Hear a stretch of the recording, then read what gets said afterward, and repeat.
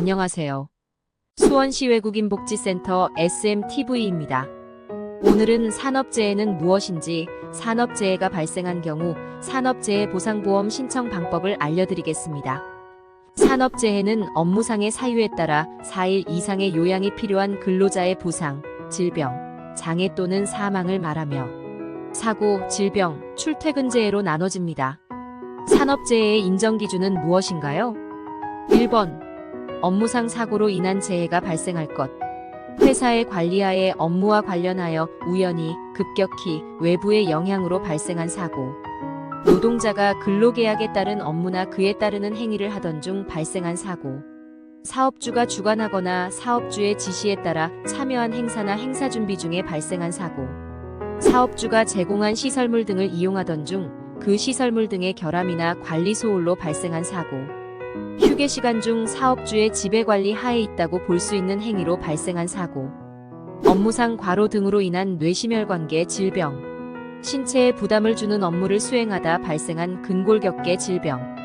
화학물질 등 근로자의 건강에 장애를 일으킬 수 있는 요인을 취급하거나 그에 노출되어 발생한 질병 등 업무와 관련하여 발생한 질병. 출퇴근 또는 출장 중의 사고. 그 밖의 업무와 관련하여 발생한 사고가 해당됩니다. 2번. 업무와 사고로 인한 재해 사이에 상당인과 관계가 있을 것. 3번. 근로자의 고의자 해행위 또는 범죄 행위로 인한 재해가 아닐 것. 산업재해가 발생하게 되면 어떤 보상을 받을 수 있나요? 산업재해 인정 시 근로복지공단 산업재해보상보험 보상을 통해 종류에 따라 의료기관에서 치료를 받거나 금액으로 대신하고 비용을 받는 것으로 보상이 가능합니다. 산업재해보상보험을 어떻게 신청할 수 있나요? 산업재해가 발생하면 의료기관을 통해 검사, 진단, 치료를 진행하고 근로복지공단에 요양급여 신청서와 소견서 제출하면 됩니다. 업무상 재해 여부를 확인하여 7일 이내 승인 여부가 통지됩니다. 산업재해보상보험에는 어떤 종류가 있나요?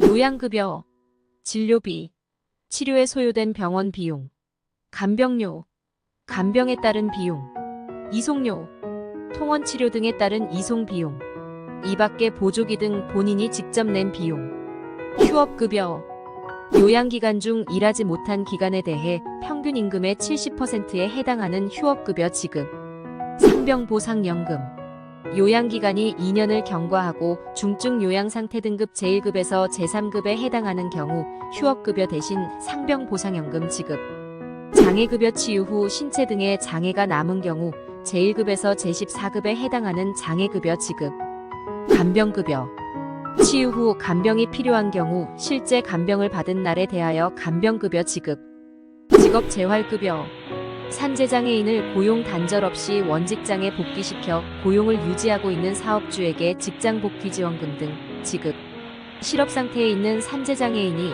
직업훈련 시 훈련비용과 훈련수당 지급, 유족급여, 근로자가 업무상의 사유로 사망한 경우에 유족에게 지급, 장례비 장례를 지낸 사람에게 지급. 자세한 내용은 근로복지공단 1-588-0075 연락하세요. 좋아요, 구독 부탁드립니다. 감사합니다.